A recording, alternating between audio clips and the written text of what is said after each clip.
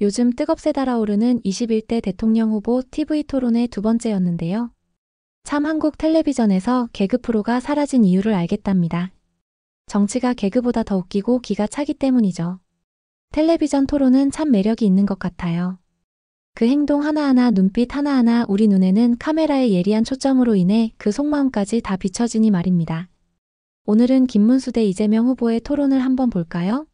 토론장의 공기가 순식간에 팽팽해졌습니다. 김문수 후보가 마이크를 잡은 순간 그의 눈빛에서는 확고한 의지가 엿보였어요. 경기도지사 출신으로서 같은 자리를 거쳐간 이재명 후보를 향해 던질 질문을 이미 준비하고 있었던 거죠. 이재명 후보는 지금 재판을 5개나 받고 있습니다. 김문수 후보의 첫 발언이 스튜디오를 가로질렀어요. 그의 목소리에는 차분함과 동시에 날카로움이 배어 있었습니다. 전부 경기지사 아니면 성남시장 시절 때의 일들이죠. 이재명 후보는 순간 표정이 굳어졌습니다. 예상했던 공격이었지만 막상 직면하니 긴장감이 돌았어요. 손을 꼭 쥐고 있는 그의 모습에서 내심의 동요를 읽을 수 있었죠. 하지만 곧 평정을 되찾으며 반박을 준비하는 듯 했습니다. 김문수 후보는 여기서 멈추지 않았어요. 법인카드로 사적인 일제 샴푸를 사서 쓴다든지 말할 수 없는 부정부패가 많다고 구체적인 의혹을 제기했습니다. 그의 발언 하나하나가 토론장에 무거운 침묵을 만들어냈어요. 토론을 지켜보던 시청자들의 반응도 실시간으로 달라지고 있었습니다. 댓글창에는 이번엔 제대로 파고드네, 구체적인 증거가 있나 같은 반응들이 쏟아져 나왔죠. 정치권에서 늘 제기되던 의혹이지만 이렇게 직접적으로 토론장에서 거론되니 그 무게감이 달랐어요. 김문수 후보는 자신감에 찬 표정으로 계속 말을 이어갔습니다. 경기도지사를 지낸 경험을 바탕으로 한 그의 지적은 단순한 정치적 공세를 넘어서는 무언가가 있었어요. 실제로 그 자리를 거쳐간 사람만이 할 수 있는 구체적인 문제 제기였죠. 이재명 후보는 고개를 들어 김문수 후보를 똑바로 바라봤습니다. 그의 눈빛에는 당황보다는 분노에 가까운 감정이 스며들어 있었어요. 이제 반격의 시간이었습니다. 과연 이재명 후보는 어떤 방식으로 이 공세를 막아낼 것인가? 토론장의 모든 이들이 숨을 죽이고 지켜보고 있었죠. 김문수 후보의 공세는 여기서 끝나지 않았습니다. 그는 더욱 구체적이고 민감한 부분으로 들어갔어요. 사모님도 어려움을 겪고 있다는 말과 함께 이재명 후보의 부인 김혜경 씨의 법인카드 유용 의혹을 직접 거론한 거죠. 이 순간 이재명 후보의 표정의 변화가 일었습니다. 정치적 공격은 감수할 수 있어도 가족에 대한 언급은 다른 차원의 문제였어요. 그의 주먹이 더욱 꽉 쥐어졌고 턱 근육이 미세하게 떨리는 게 보였습니다. 김문수 후보는 이런 이재명 후보의 반응을 놓치지 않았어요. 경험 많은 정치인답게 상대의 약점을 정확히 짚어낸 거죠. 법인카드 내역을 보면 상당히 일반인들이 분노할 수밖에 없다며 국민 정서를 끌어들였습니다. 실제로 그동안 언론을 통해 보도된 내용들이 하나씩 구체화되고 있었어요.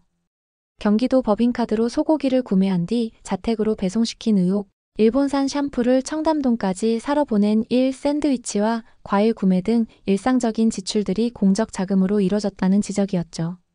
토론장의 분위기는 점점 더 무거워지고 있었습니다. 이재명 후보는 깊은 숨을 들이쉬며 반박을 준비했어요. 그의 머릿속에서는 빠르게 대응 전략이 짜여지고 있었을 겁니다. 감정적으로 대응할 것인가 아니면 논리적으로 반박할 것인가. 마침내 이재명 후보가 입을 열었습니다. 그 증거가 있으면 구체적 증거를 대라. 그렇게 쓴 일이 없다. 그의 목소리는 단호했지만 어딘지 방어적인 느낌이 강했어요. 공격을 받는 상황에서 보이는 전형적인 반응이었죠. 하지만 김문수 후보는 여기서 한 발 더 나아갔습니다. 이미 경기도 관계자들이 재판받고 유죄가 났다며 기정사실화된 부분들을 강조했어요. 단순한 의혹 제기를 넘어서 이미 사법부에서 인정받은 사실들이 있다는 점을 부각시킨 거죠. 시청자들의 관심도 이 부분에 집중되고 있었습니다. 실시간 검색어에는 김혜경 법인카드, 이재명 샴푸 같은 키워드들이 올라왔어요. 국민들이 이 문제를 어떻게 바라보고 있는지를 보여주는 지표였습니다. 이재명 후보는 이제 더 이상 수세에만 머물 수 없다는 걸 깨달았어요. 반격의 카드를 꺼내들 시점이 온 거죠.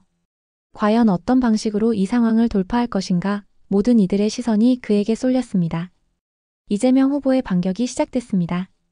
그는 김문수 후보를 똑바로 응시하며 강한 어조로 말했어요. 이게 김 후보가 속한 정권에서 아무런 증거 없이 조작 기소한 결과다. 수세에서 공세로 전환하는 순간이었죠. 이재명 후보의 전략은 명확했습니다. 개별 의혹들에 대해 하나씩 해명하기보다는 전체적인 프레임을 바꾸려는 거였어요. 김문수 후보를 윤석열 정부와 연결시키며 정치적 탄압의 피해자로 자신을 포지셔닝하는 전술이었죠. 제가 유죄가 나왔냐는 반문은 그의 핵심 논리였습니다. 아무리 많은 의혹이 제기되고 재판이 진행되더라도 아직 확정된 유죄 판결은 없다는 걸 강조한 거예요. 무죄 추정의 원칙을 방패로 삼은 셈이었죠. 이재명 후보의 목소리에는 억울함이 배어 있었습니다. 정말로 자신이 결백하다고 믿고 있는 것인지 아니면 정치적 생존을 위한 연기인지 판단하기 어려웠어요. 하지만 그의 감정은 분명히 진짜였습니다. 김문수 후보는 이런 이재명 후보의 반응을 예상했다는 듯 차분하게 기다리고 있었어요. 상대방이 감정적으로 대응할수록 자신에게 유리해진다는 걸 알고 있었던 거죠. 경험 많은 정치인다운 모습이었습니다. 그 증거가 있으면 구체적 증거를 대라는 이재명 후보의 재차 요구는 오히려 방어적으로 들렸어요. 적극적으로 결백을 증명하기보다는 상대방에게 입증 책임을 떠넘기려는 인상을 주었죠. 토론을 지켜보던 정치평론가들의 평가도 엇갈렸습니다. 이재명 후보가 너무 방어적이다. 하지만 법적으로는 맞는 말이다 같은 의견들이 나왔어요. 정치적 공방과 법적 논리 사이의 간극을 보여주는 대목이었죠. 시청자들의 반응도 양분되고 있었습니다. 이재명 지지층은 정치적 탄압에 굴복하지 않는다며 환호했고 비판적인 시각을 가진 사람들은 해명이 부족하다고 지적했어요. 이미 형성된 정치적 성향에 따라 같은 발언도 다르게 해석되고 있었던 거죠. 하지만 이재명 후보의 대응에는 한계가 있었습니다. 아무리 조작 기소라고 주장해도 이미 일부 관련자들이 유죄 판결을 받은 상황에서는 설득력이 떨어질 수밖에 없었어요. 김문수 후보가 다음 카드를 꺼내들 차례였습니다. 김문수 후보는 이재명 후보의 반박을 차분히 들은 후 더욱 강력한 반격 카드를 꺼내들었습니다. 그러면 왜 재판을 받고 왜 유죄가 나오냐고 직격탄을 날린 거예요. 이건 단순한 정치적 공세가 아니라 사실에 근거한 반박이었죠. 김문수 후보의 이 한마디는 토론장의 분위기를 완전히 바꿔놓았습니다. 이재명 후보가 아무리 조작 기소라고 주장해도 실제로 재판이 진행되고 있고 일부는 유죄 판결이 나온 상황이었거든요. 팩트 앞에서는 어떤 변명도 무력해질 수밖에 없었어요. 이재명 후보는 순간 말문이 막혔습니다. 그의 표정에서 당황감이 역력히 드러났어요. 제가 유죄가 나왔냐고 다시 반문했지만 이번에는 이전만큼 확신에 찬 목소리가 아니었죠. 오히려 궁지에 몰린 사람의 절규처럼 들렸어요. 김문수 후보는 여기서 승부수를 던졌습니다. 구체적인 사실들을 하나씩 나열하기 시작한 거예요. 경기도 법인카드로 구매된 물품들의 목록, 관련자들의 재판 결과, 이미 확정된 유죄 판결들. 이 모든 것들이 이재명 후보를 압박하는 증거가 되었죠. 토론장의 분위기는 점점 더 김문수 후보에게 유리해지고 있었습니다. 시청자들도 이를 느끼고 있었어요. 실시간 댓글에는 팩트 폭격이네, 이번에는 확실히 잡았다 같은 반응들이 나타났습니다. 이재명 후보는 이제 완전히 수세에 몰렸어요. 그의 얼굴은 붉어졌고 손은 계속 떨리고 있었습니다. 정치적 생존이 걸린 순간이었죠. 하지만 더 이상 효과적인 반박 카드가 없어 보였어요. 김문수 후보의 공격은 계속됐습니다. 윗물이 맑아야 아랫물이 맑다며 도덕성 문제로까지 확장시켰어요. 단순한 법적 문제를 넘어서 대통령의 자질 문제로 만든 거죠. 이는 매우 효과적인 전략이었습니다. 논쟁은 이제 단순한 사실 확인을 넘어섰어요. 누가 더 도덕적으로 깨끗한 후보인가, 누가 국민의 신뢰를 받을 자격이 있는가 하는 근본적인 문제로 발전한 거죠. 토론의 핵심이 완전히 바뀐 순간이었습니다. 하지만 이재명 후보도 가만히 있을 수는 없었어요. 마지막 반격을 준비하고 있었던 거죠. 과연 어떤 카드를 꺼내들 것인가, 토론은 점점 더 치열해지고 있었습니다. 토론장 밖에서는 국민들의 시선이 복잡하게 얽혀 있었습니다. 이재명 후보가 현재 받고 있는 5개의 재판은 단순한 숫자가 아니었어요. 각각이 우리나라 정치사에 큰 파장을 일으킬 수 있는 중대한 사안들이었죠. 법인카드 유용 의혹, 대장동 개발 비리, 성남FC 후원금 의혹, 쌍방울 대북송금 사건, 공직선거법 위반까지. 이 모든 재판들이 동시에 진행되고 있는 상황은 유례가 없는 일이었습니다. 국민들 입장에서는 당황스러울 수밖에 없었어요. 서울 강남구에 사는 김모 씨는 대선 후보가 이렇게 많은 재판을 받는 게 정상적인가라며 우려를 표했습니다. 부산에 거주하는 박모 씨는 아직 유죄가 확정된 건 아니지만 너무 의혹이 많다고 말했어요.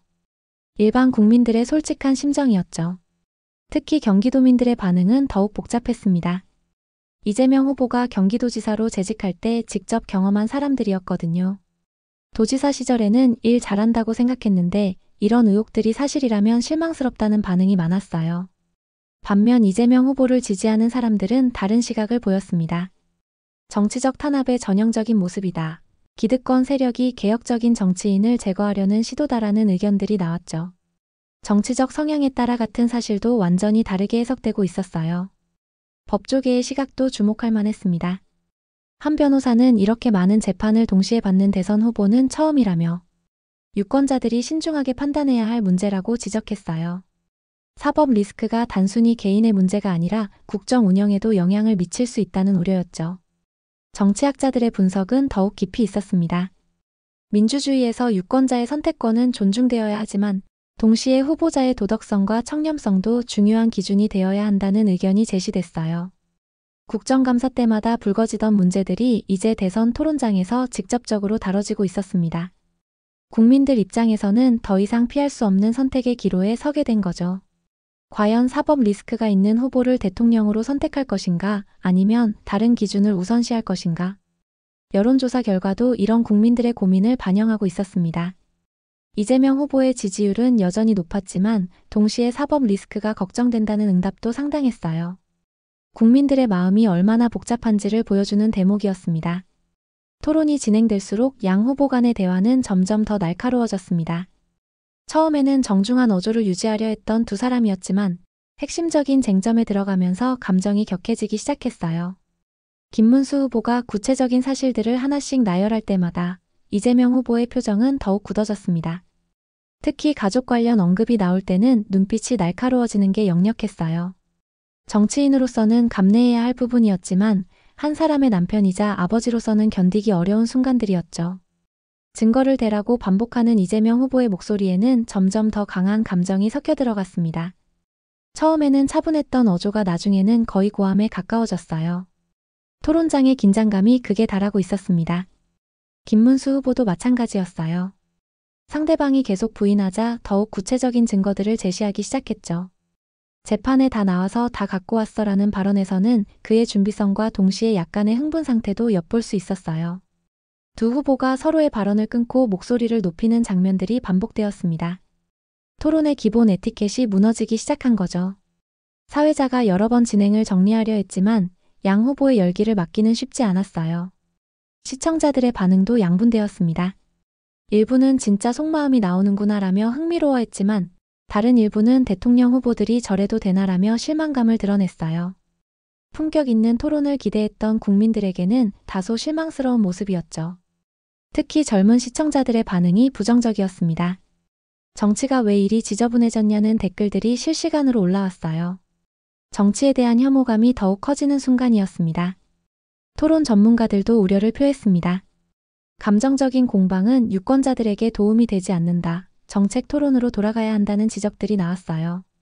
하지만 이미 흘러간 분위기를 되돌리기는 어려워 보였습니다. 양 후보의 지지자들은 각각 다른 해석을 내놓았습니다.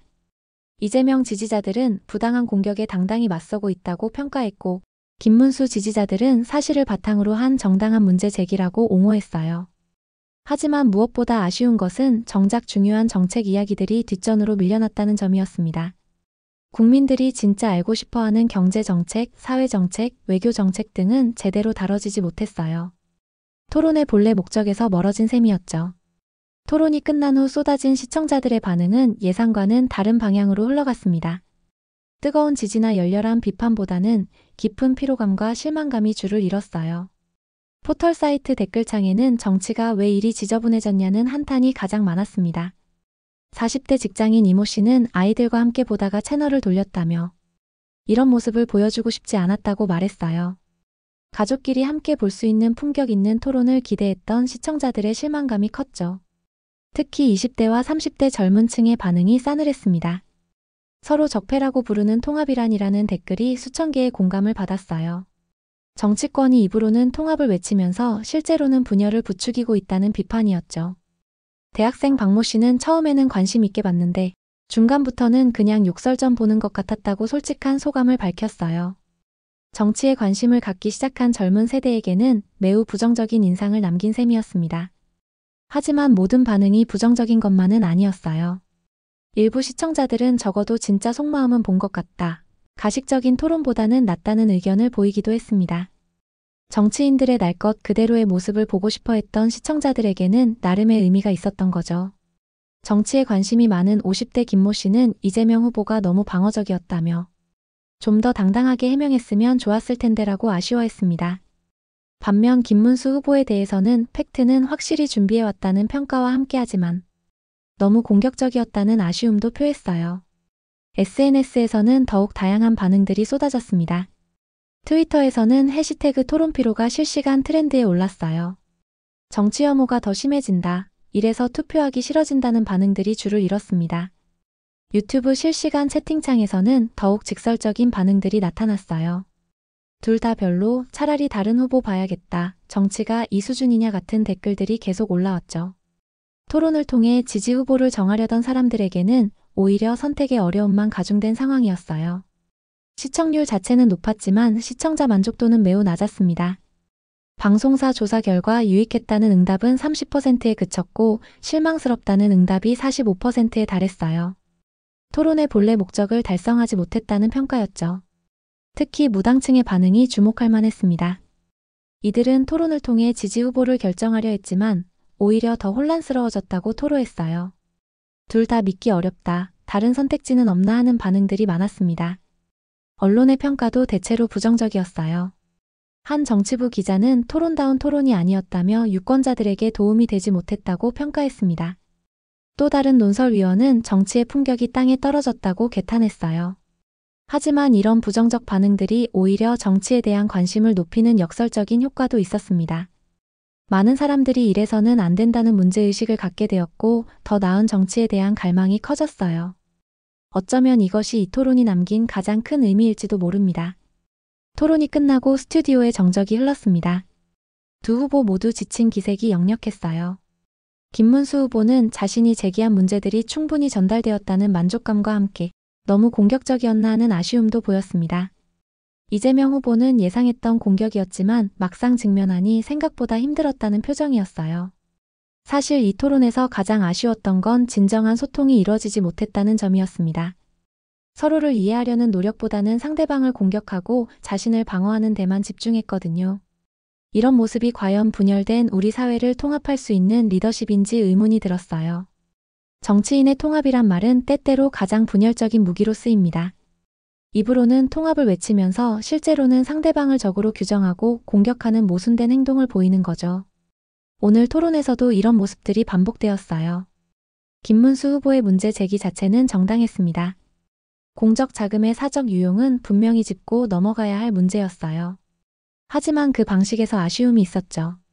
좀 더 품격 있게 건설적으로 접근할 수는 없었을까 하는 생각이 들었습니다. 이재명 후보의 대응도 마찬가지였어요. 자신의 결백을 주장하는 것은 당연한 권리이지만 좀 더 구체적이고 설득력 있는 해명이 필요했어요. 단순히 증거를 대라고 요구하는 것만으로는 국민들의 의구심을 해소하기 어려웠죠. 진짜 통합이란 무엇일까요? 나와 다른 사람을 적이 아닌 동료로 보는 태도일 겁니다. 서로의 차이점을 인정하면서도 공통된 목표를 위해 협력하는 자세 말이죠. 하지만 오늘 토론장에서 그런 태도는 찾기 어려웠어요. 국민들이 진정으로 원하는 건 이런 공방이 아닙니다. 어려운 경제 상황을 어떻게 해결할 것인지, 사회 갈등을 어떻게 치유할 것인지, 미래를 위해 어떤 비전을 제시할 것인지에 대한 구체적이고 실질적인 대안을 듣고 싶어 해요. 하지만 이런 부정적인 모습들이 오히려 우리에게 교훈을 주기도 합니다. 정치가 이런 수준에 머물러서는 안 된다는 경각심을 갖게 해주거든요. 더 나은 정치, 더 품격 있는 리더십에 대한 갈망을 키워주는 역할을 하는 거죠. 앞으로 남은 토론들에서는 좀 더 건설적인 모습을 기대해 봅니다. 서로를 헐뜯기보다는 국민을 위한 정책을 놓고 경쟁하는 모습 말이에요. 그래야만 이 토론들이 진정한 의미를 가질 수 있을 겁니다. 결국 선택은 국민의 몫입니다. 하지만 그 선택이 올바른 것이 되려면 정치인들이 먼저 진정성 있는 자세를 보여야 해요. 오늘의 토론이 그런 변화의 출발점이 되기를 희망해 봅니다. 지금까지 김문수와 이재명 두 후보의 격돌을 지켜봤습니다. 법인카드 의혹을 둘러싼 치열한 공방에서 우리는 무엇을 배울 수 있을까요? 정치는 결국 사람이 하는 일이고 그 사람의 도덕성과 진정성이 중요하다는 걸 다시 한번 확인했어요. 하지만 동시에 우리 정치의 한계도 분명히 드러났죠. 앞으로 우리가 원하는 정치는 어떤 모습이어야 할지 깊이 생각해 볼 시간입니다. 여러분의 생각은 어떠신가요?